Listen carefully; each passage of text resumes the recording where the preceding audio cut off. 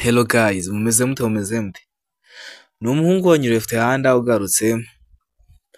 Noneho today nje kubereka ibijyanye na mining ya Interlink nanone. Mining yacu ya Interlink ni mining nziza cyane.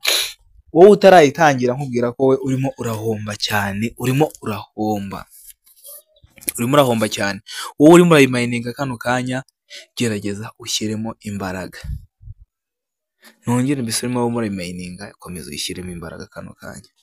Iyi mining ndeba ibyayo, nkareba ba nyirayo, nkareba imikorere yabo, nkareba amafaranga bagenda bashoramo, nkabona iyi mining nawe utarayitangira ushatse wayitangira kuko izamera nka za Pi cyangwa inazisumbe.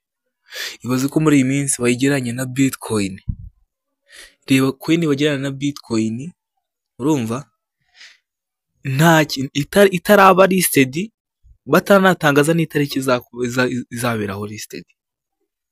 Ibaze nawe, njye kano kanya maze kugiramo coin 39 aka kanya uyu munota.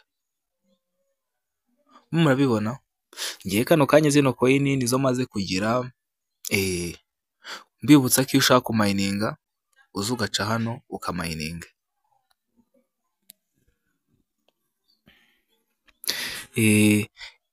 Uraza ukamininga gutyo buri masaha ane, ukaza umininga ugakomeza ukayikora buri gihe, ukamakinga sure kandi ko verify isura. Abantu banjye, niba uri muri mining Interlink ukaba utaraverify isura, account yawe bashobora kuzayifunga cyangwa coin zawe ntizibe verified kugira ngo ube wazigurisha.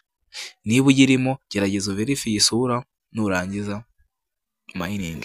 Ngiye buri masaha ane bampa coin 72, ngiye buri masaha ane bampa coin 72. Kugira ngo izi ngizo uhite uzuza mining, uhite uzukikandira hano mine ITRG, buri masaha ane barazitanga.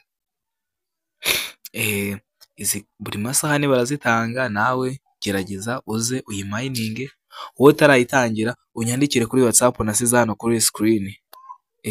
Kuri WhatsApp nasize hano kuri screen, mbe nagufasha gufungura account. Ni ibintu byoroshye cyane.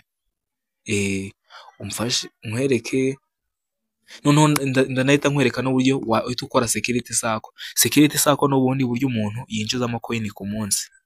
Hano iyo abantu mubana muri groupe bose bamininze umunsi wose, iyo bamininze umininga coin 180. Urabona ko hano maze kugira 120, niba mininga ya saa 12 n'iya saa 9 nibwo zahita ziba 180. Nawe rero iyi mining ugomba kuyitangira hakiri kare kugira ngo mu gihe runaka nawe ube wajya mu bantu bazakuramo amafaranga afatika.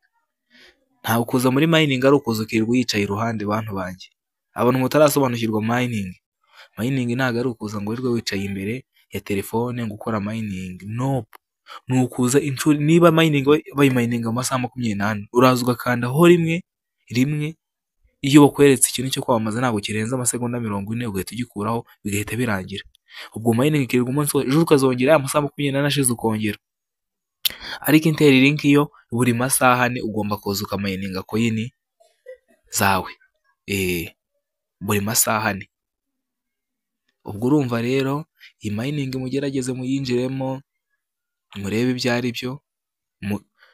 Kanze munyandikire kuri nimero iri kuri screen, mbe nabafasha uburyo mwafunguramo account.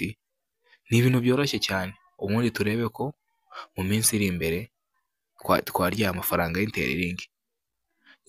Sawa, niba ari ubwa mbere ugeze hano, ujye gukanda subscribe kugira ngo tuzacikwa na video z'ubutaha.